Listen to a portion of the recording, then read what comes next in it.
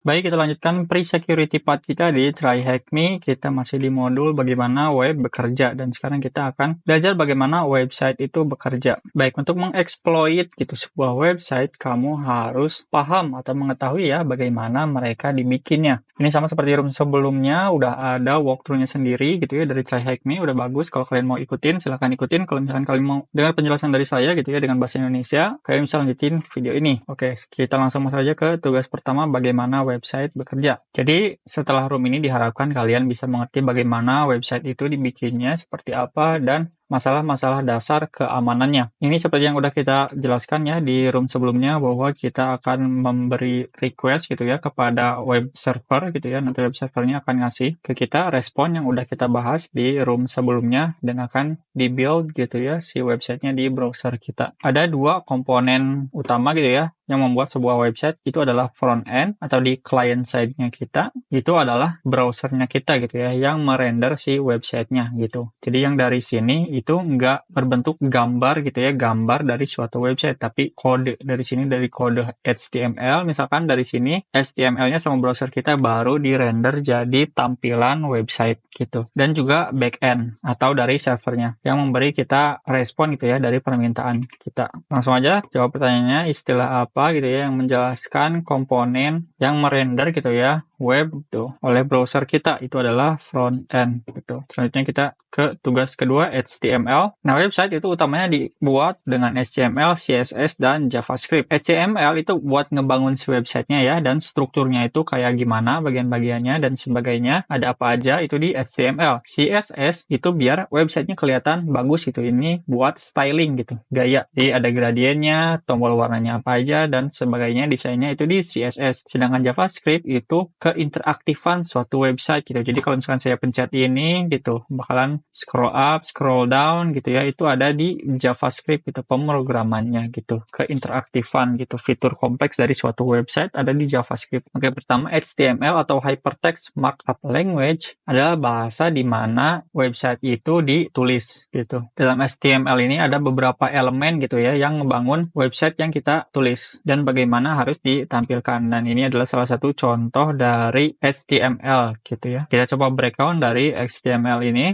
Untuk doc type ini mendefinisikan bahwa halaman ini adalah HTML5 gitu, dokumen HTML5 itu menunjukkan ke browsernya gitu bagaimana si halaman ini harus diinterpretasikan. Nah, buat HTML elemen ini, elemen HTML itu menandakan bahwa di antara HTML ini nih ada dua, yang atas dan yang bawah, dan di antaranya itu adalah si HTML-nya. Dan head ini biasanya dipakai, ini ada head 1, 2, berarti ada di tengah-tengahnya, itu biasanya dikasih title dari suatu websitenya. Tapi ini bukan yang ditayangkan gitu ya, yang bukan ditampilkan di websitenya. Yang ditampilkan itu hanya ada di antara body ini, antara body ini dan body ini gitu. Ini ada headingnya. Nah, jadi mungkin yang kalian lihat langsung di websitenya, tampilan websitenya sebagai judul website itu ada di heading ini, dan juga ada paragraf. Ada beberapa elemen lain ya yang belum ada di sini, misalkan ada tombol gitu ya, itu akan dimasukkan dengan kode button seperti ini, dan juga gambar seperti ini, dan juga daftar dan sebagainya. Kita juga bisa mengganti gaya gitu ya dari elemen kita menggunakan tag-tag khusus seperti ini, misalkan dengan bold text gitu. Atau kita juga bisa menginput gitu ya suatu gambar dengan alamatnya gitu ya. Misalkan ini image source-nya ada di halamannya, atau gambarnya itu lokasinya ada di image/cat.jpg.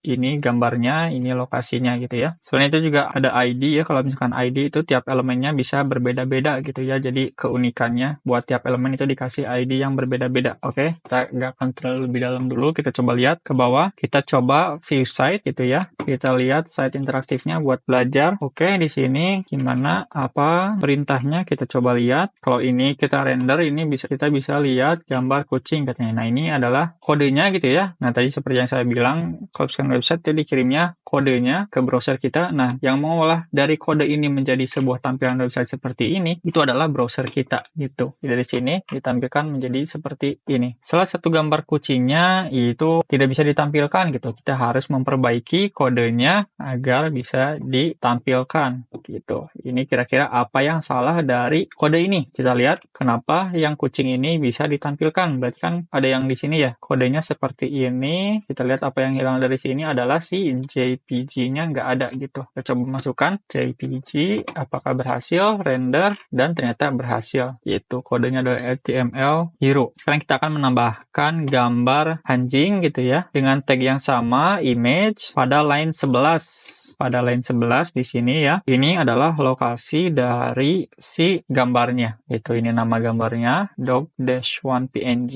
Lokasinya ada di image. Oke, sekarang kita coba untuk menampilkan image, berarti sama ya buat si stringnya kayak gini penulisannya. Kita nggak usah ribet, coba copy aja, copy lalu kita paste gitu ya. Tapi si elemennya beda ya, gambarnya beda. Kita copy yang ini, yang anjingnya, ganti gambar kucingnya yang ini dengan yang anjingnya, dan kita coba render dan kita berhasil.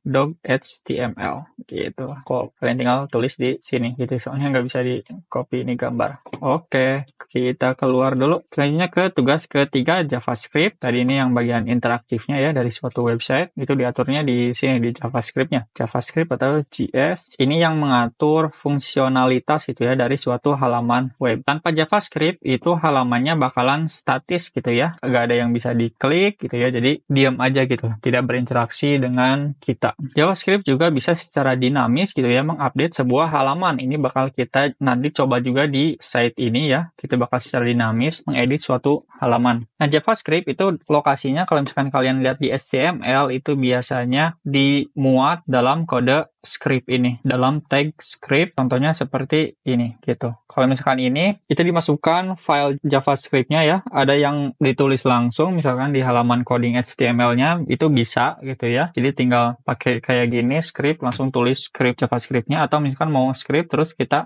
referensikan file JavaScript-nya gitu. Nanti browsernya lihat di file ini buat ngeliat si kode JavaScript-nya. Nah, ini kita kan tadi bilang bisa mengganti halaman web dengan dinamis gitu ya. Contohnya seperti ini. Ini kode untuk mengganti si elemen demonya jadi hack the planet gitu. Tadinya nilai dari demonya mungkin yang lain. Setelah kita masukkan kode ke JavaScript itu khusus untuk penampilannya saat ini. Setelah diganti itu jadi hack the planet. Nah, selanjutnya kita juga bisa masukkan ke interaktivitasan dari halaman kita ya. Misalkan kita tambahkan respon dari tombol yang diklik gitu. Contohnya seperti kode ini. Ketika tombolnya diklik gitu ya, demonya itu ganti ke button klik gitu. Dan tulisan si tombolnya itu adalah click me. Kita langsung coba aja jawab pertanyaannya sambil kita praktek ya. Kita coba view site, view site. Nah, di sini kita coba lihat pertanyaannya. Dari situs ini gitu ya, coba ganti si JavaScript-nya, mengganti elemen si demonya yang ini jadi hack the planet gitu. Kan kalau ini si demonya nilainya apa? Hi there. Di sini hi there. Kita mau coba ganti hack the planet. Kalau misalkan kita ganti di sini juga sebenarnya bisa gitu ya. Ini buat nunjukin aja gitu ya, buat jadi pembelajaran. Kita coba ganti jadi hack the planet, render, dan kita dapat jawabannya gitu ya, JS is fun. Tapi di sini kita mau belajar buat mengganti gitu ya secara dinamis melalui JavaScript. Kalau tadi yang kita ganti itu apa? HTML-nya ya. Jadi default-nya itu adalah ini default-nya. Kalau misalkan kita ganti default-nya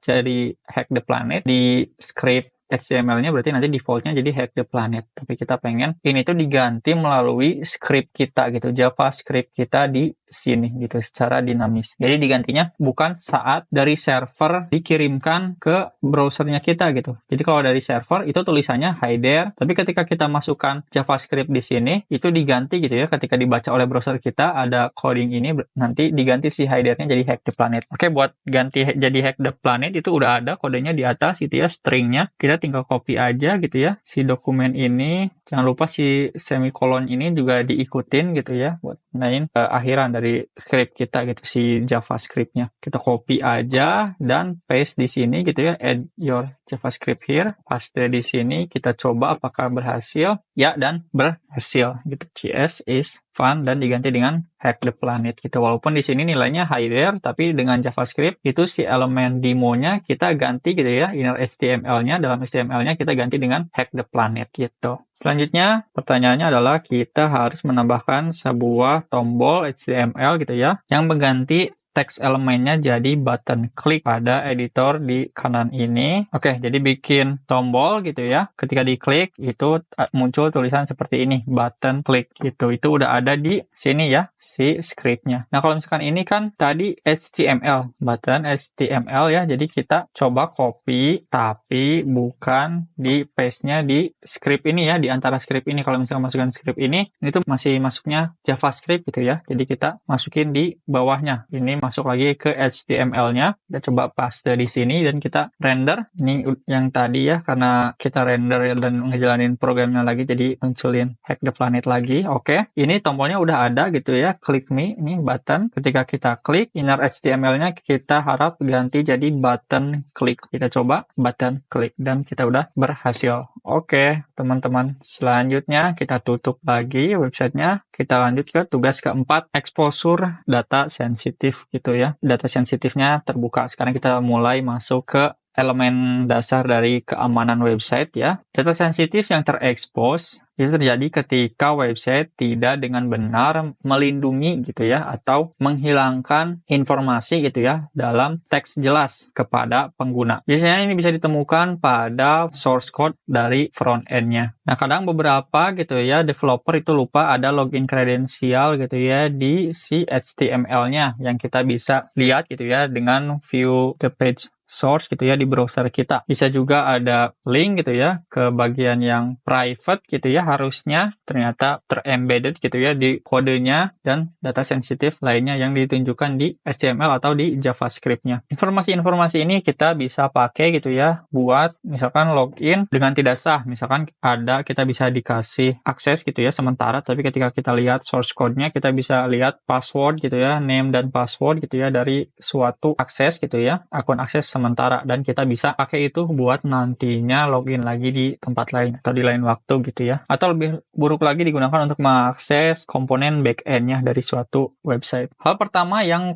perlu kalian lakukan ketika meninjau keamanan suatu website adalah melihat source code-nya ya, kode dari websitenya gitu, untuk melihat apakah ada login kredensial gitu ya, kayak username dan password yang ditulis secara jelas gitu ya dalam kodenya, atau ada link-link yang tersembunyi gitu yang kita tidak mau ditampilkan kepada pengguna apalagi penyerang. Oke, sekarang kita coba masuk ke website ini gitu ya. Nah, di sini kita nggak bisa langsung control U ya, karena kalau misalkan kita control U nanti yang ditampilkan malah ini source code dari TryHackMe-nya ya, jadi nggak si websitenya. Kita coba harus login dulu misalkan ya dengan kun, kita coba ngasal aja 1 2 3 login. Nah, ini bakal diarahin kredensialnya salah gitu, username sama passwordnya salah. Coba lihat dari source code-nya gitu, atau control U. Ini kalau misalkan di website nyata gitu ya, kalian bisa langsung control U aja. Tapi kita coba klik di sini. Nah, ini source code-nya buat kode si website yang ini ya. Ini kodenya seperti ini gitu, dan di build sama browser kita jadi gini. Kita lihat apakah ada username dan password yang bisa kita gunakan. Oh, ini gitu ya, kelihatan ada. Jadi passwordnya adalah test password gitu, dan username-nya adalah admin. Nah, ini adalah praktek yang sangat buruk ya kalau misalkan username dan password ini ditulis di HTML-nya dan ditampilkan di front end. Itu nggak boleh ya teman-teman. Oke, bentar. Kalian bisa langsung paste aja di sini dan submit gitu ya. Kita coba aja dulu di sini admin. Tadi passwordnya kita coba paste aja dan login. Congratulations gitu. Kita bisa masuk gitu. Jadi nggak mungkin lah kalau buat saat ini ada web developer yang nulis gitu ya username dan password di HTML. Walaupun baru-baru ini ada yang nemuin API keys gitu ya dalam kodenya gitu ya. Saya lihat ada contoh kasusnya. Itu juga buruk gitu ya. Kayak username, password, API keys itu jangan pernah bisa terlihat gitu lah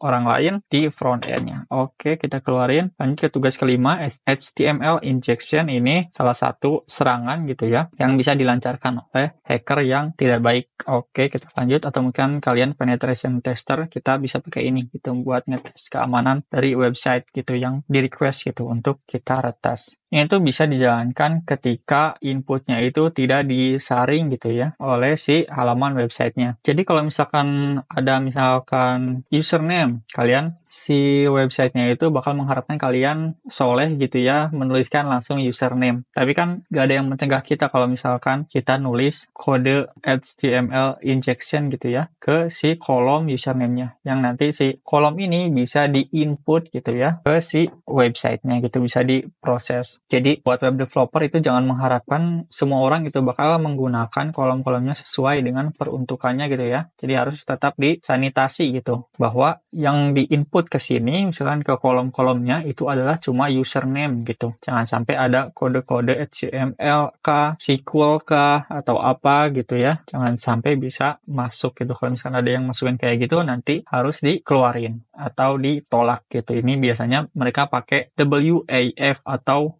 saya lupa lagi apa singkatannya ya. Website firewall itu apa ya? Oh iya, Web Application Firewall. Ini biasanya dipakai buat mensanitasi sebuah input gitu. Itu adalah sistem keamanannya website. Sama kayak firewall biasa gitu, tapi ini khusus untuk mencegah keamanan website. Web Application Firewall, WAF. Jangan sampai gitu ya, si usernya itu bisa mengontrol halaman kita gitu ya, fungsinya dan juga tampilannya gitu. Jadi dalam front end, kodenya jangan sampai digunakan untuk menampilkan atau memfungsikan website kita dalam fungsi yang lain. Oke, ini ilustrasinya ya. Jadi pertama, ini bagaimana website gitu ya menggunakan input dari kita. Pertama, kita gitu ya menginput ke kolom yang disediakan. Selanjutnya, apa yang kita tulis di sini itu akan dimasukkan ke dalam kode gitu ya. Misalkan kita tulis di sini name, namanya kita. Nah, jadi kodenya itu bakal masuk ke sini nilainya ya dari si kolomnya yang kita tulis. Ini tuh yang kita tulis. Dengan kode ini nanti bakal ditampilkan ke websitenya kembali gitu. Jadi si input dari sini itu dipakai nih ke websitenya lagi gitu buat menampilkan websitenya. Bakal diproses lagi buat ditampilkan oleh browser gitu. Kalau kita misalkan ditulis Fred, sini Fred, nanti si Fred ini bakal ditampilkan. Kalau misalkan ditampilkan di sini tandanya apa? Tandanya apa yang kita tulis itu dipakai oleh websitenya, webpage-nya gitu untuk diolah gitu ya, untuk menampilkan si websitenya lagi. Jadi kita juga bisa memasukkan elemen-elemen HTML atau JavaScript gitu ya. Misalkan kita pakai tag-tag HTML seperti ini gitu. Jadi aturannya gitu, general rules itu jangan pernah percaya dengan input dari pengguna. Itu untuk keamanan. Jadi buat teks-teks HTML itu harus dihilangkan dari input. Oke, kita coba lihat si site-nya lagi ya. View site, what's your name? Kita coba tulis aja. Ini berarti apakah si kode yang kita atau teks yang kita tulis di sini akan digunakan oleh si websitenya dan muncul gitu ya. Berarti ini seperti ilustrasi tadi sebelumnya ya. Ini masuk ke kode dan diolah lagi gitu ya oleh si webpage-nya. Dan di sini kita kemungkinan bisa masukkan kode HTML. Kita lihat dulu apa permintaannya. Suntikan gitu ya HTML agar link ke http://hacker.com itu ditunjukkan. Ini berarti linknya harus berfungsi ya. Kalau misalkan cuma kita coba tampilkan doang, ya akan berhasil kan ya. Ini ditampilkan kan. Tapi ini kan teks ya, bukan link. Kita pengennya link nih. Kita coba ganti dari link, kita pakai tag dari HTML. Oke, ini untuk memasukkan link ya. Linknya itu href. Ini kita udah pernah bahas di room sebelumnya tentang reference itu ya, tentang HTTP reference. Itu adalah alamatnya. Kita bikin ini ya, HTTP hacker.com. Oke, hacker.com ini adalah reference-nya dan yang ditampilkan adalah sama http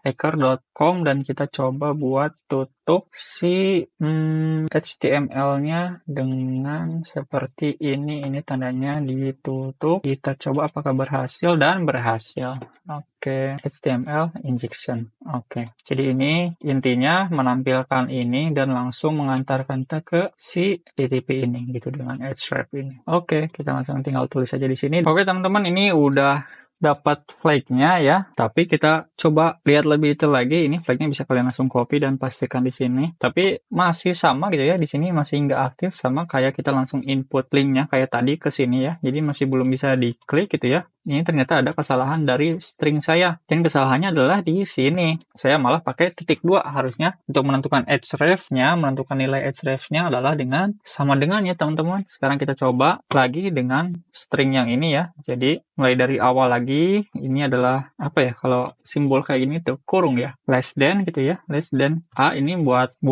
ini tuh buat input link gitu ya. SA ini href reference itu kita pakai sama dengan gitu. Jadi bakal nilai reference-nya kita input seperti ini biar nanti diantarkan ke website ini gitu ketika di kliknya gitu. Dan ini yang ditampilkannya. Kita coba lagi, kita dapat flag-nya dan aktif gitu ya. Soalnya titik 2-nya tadi kita udah ganti dengan sama dengan gitu teman-teman. Itu kesalahan kecil dari stringnya. Memang kita harus lebih teliti gitu ya dalam menulis kode. Selesai teman-teman, kita udah mencoba untuk menginjeksi gitu ya sebuah link pada suatu website yang rentan gitu. Tapi dalam dunia nyatanya nggak semudah itu sih. Oke, itu teman-teman halaman atau room dari bagaimana website bekerja. Semoga ini bisa mengasih pemahaman yang lebih dalam lagi ya buat teman-teman tentang bagaimana website bekerja selain dari room-room selanjutnya. Masih ada lagi room tentang bagaimana web bekerja gitu ya. Jadi subscribe aja biar kalian gak ketinggalan dan bisa terus ikutin pembelajarannya dari saya gitu ya. Kalau misalkan ada yang salah atau misalkan ada tambahan, kalian pengen ngasih insight lebih, kalian bisa tulis aja di kolom komentar. Kalau misalkan kalian pengen request, nanya-nanya, atau misalkan pengen terhubung dengan saya, silahkan connect dengan saya di LinkedIn. Linknya ada di deskripsi di bawah. Thank you teman-teman, sampai jumpa lagi di video berikutnya.